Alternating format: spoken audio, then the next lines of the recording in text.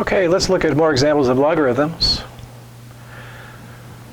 The definition of log base b log of x, here b can't be equal to 1, and b is a positive number. The base b log of x, well, we had b not equal to 1, b a positive number for exponential functions. So the base b log of x is the inverse of the function f of x is b to the x. And we'll have two things that fall out of that. On the one hand, for all positive numbers b, where b is not equal to 1, because I want it to correspond to an exponential function, the base b log of x is the exponent to which the base must be raised to get x. We saw that with the base 3 log.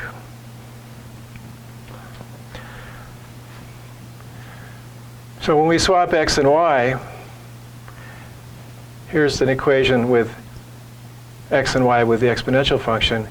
Here we have them swapped, the x's and y swapped with the inverse put there. So that says that the y, being the log, is the power you put on b to get x. So without even really following through on this inverse function stuff, we can just say to ourselves, just to get started, we'll just think of logarithms as exponents you use on b to get the number next to the log to occur, and you use it as an exponent. That turns out to mean it's the inverse function, but let's try to get this under control first. So that says the base 10 log of 1,000 is 3 because 10 cubed is 1,000. That's what we're thinking. Since 10 cubed is 1,000, the exponent you need to put on 10 to get 1,000 is 3.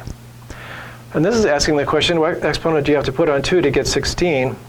I believe 2 to the 4th is 16. So we're going to use 4 here. And this is asking the question, what exponent do I have to stick on 5 to get 1/25th? And 5 to the minus 2 is 1/25th. So minus 2 is the answer. It's the exponent you need. Following that thinking, the base 3 log of 1/3 would be minus 1, because 3 to the minus 1 is 1/3. The exponent you stick on 1/2 to get 1/4 is 2. 1/2 squared is 1/4. So that's 2. And then for one we can't guess the answer to, which your calculator could do, what power would you stick on 2 to get 5? Well, we know 2 squared is 4. And we know 2 cubed is 8. The exponent we need to get 5, it has to be somewhere between 2 and 3. And it looks like maybe closer to 2 than 3.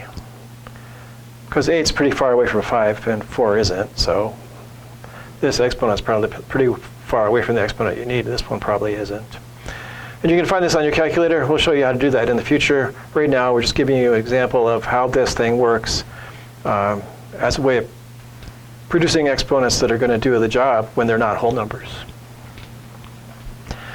Okay, so that's one style of thinking. The other style of thinking is really all the same, but it feels different at the beginning, is to use the inverse relationship, which says we're swapping x's and y. So here, if functions are inverses, x equals f of y, and f and g are inverses, then y equals g of x is the same statement as x equals f of y, because we just swapped x and y.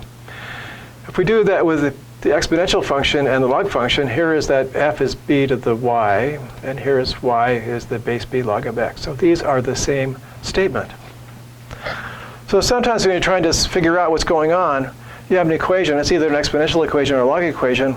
It's useful to swap it out and just switch it over from one form to the other, because both of these forms always exist together as a pair. So how does this work? Here's a log equation. The base 3 log of 9 is 2. We want to write it in exponential form. So this base becomes the b.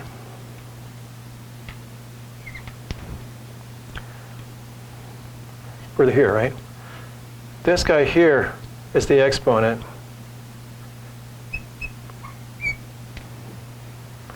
And this guy, who used to be the argument of a function, is now standing alone as the output of a function. Okay. What about this one here? The base is 2, so I'll start there, log 2, like that. And then the input becomes the output. So here's the input for the exponential function. That's going to be the output, 0. And this guy standing alone is now the input for the log function. So this guy by himself in an exponential equation is the input for log, or vice versa. This guy standing outside in a log equation becomes the input for the exponential equation. The bases get swapped over. So here's base 2. 2 to the minus 3 is 1/8. So this guy that's by himself, who's not by himself, you're taking log of it. Now you're not doing anything to it. You take this guy and you use it as the input for the base 2 exponential function. Here's 10 cubed equals 1,000. We have it there. The base 10 log of 1,000 equals 3.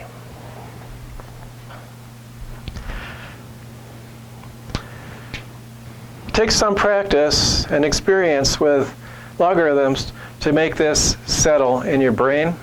The brain does not want to do inverses. It doesn't like inverse functions.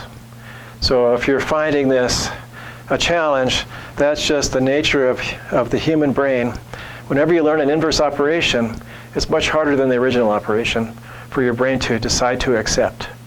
So sometimes you just have to work at it longer than you might think before it starts to sink in and make sense. So we'll just keep doing things like this till it does, and you can always come back and look at more homework problems if you need to try to make this become more second nature.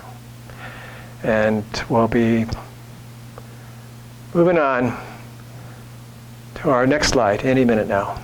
See you in a second.